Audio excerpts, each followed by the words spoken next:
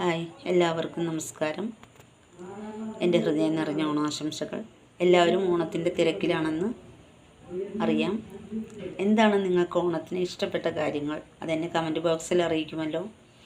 ഈ വീഡിയോ ആദ്യമായി കാണുന്നവരാണെങ്കിൽ ഒന്ന് സബ്സ്ക്രൈബ് ചെയ്ത് ലൈക്ക് ചെയ്യാൻ മറക്കരുത്.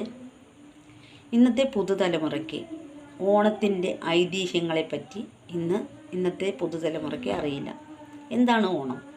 എന്താണ് മഹാബലി ചക്രവർത്തിയുടെ ആഗമന ഉദ്ദേശം?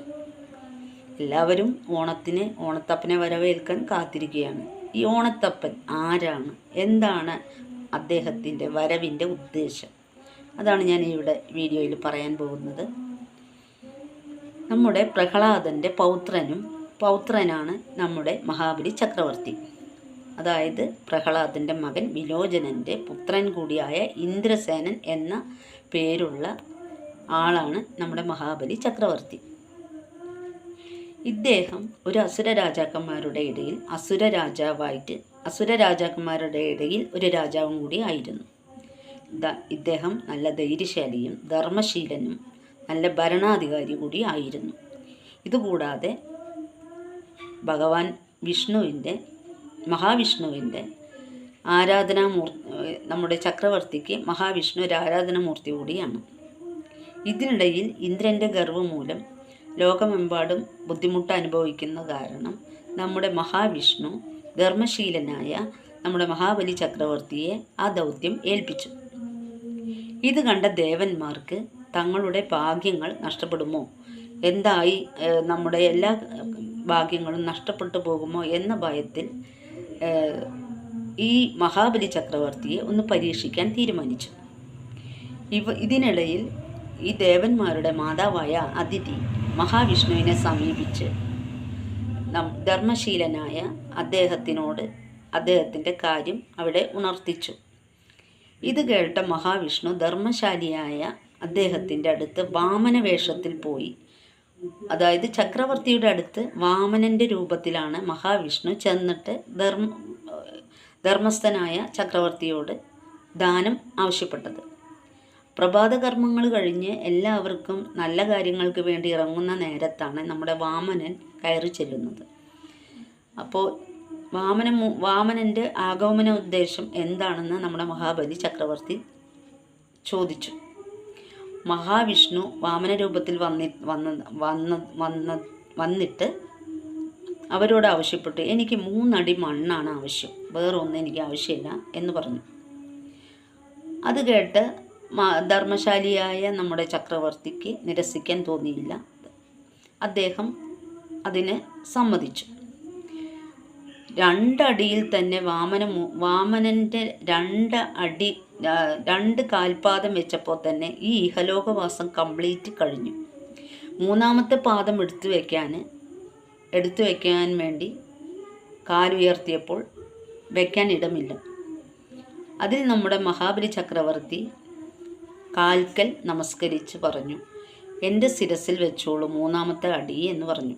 3ാമത്തെ കാൽപാദം എൻ്റെ ശിരസിൽ വെച്ചോളൂ എന്ന് പറഞ്ഞു.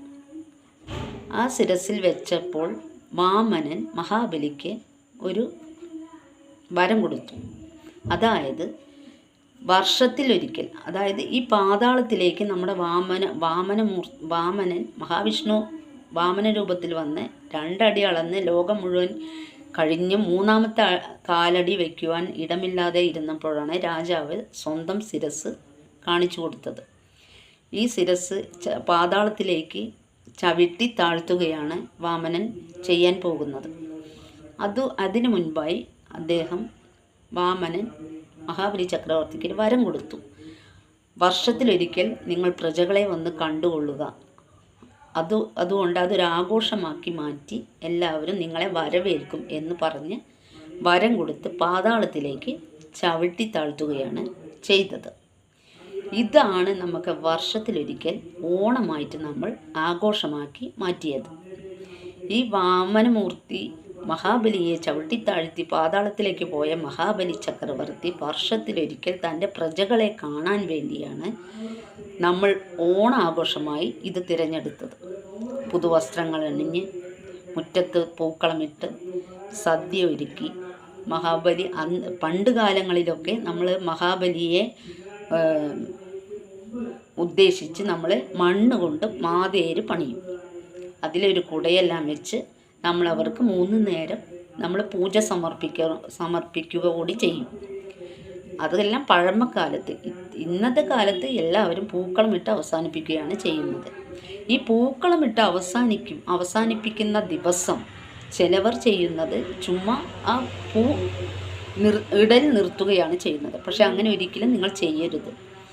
ഈ പൂ നമ്മൾ എടുക്കുന്ന ദിവസം കാലത്തും വൈകിട്ടും നമ്മൾ ആ അത്തത്തിന് നമുക്ക് നിലവിളക്ക് വെച്ച് അപ്പം, അരി കൊണ്ട് വെല്ലവും അരിയും ചേർത്ത് അപ്പം ഉണ്ടാക്കി, അല്ലെങ്കിൽ തേങ്ങാപ്പഴമോ, നമുക്ക് എന്തുകൊണ്ടാണ് അവരെ പൂജിക്കാൻ സാധിക്കുക എങ്കിൽ അതുപോലെ ചെയ്ത് വേണം അവരെ തിരിച്ച് പറഞ്ഞയക്കാൻ.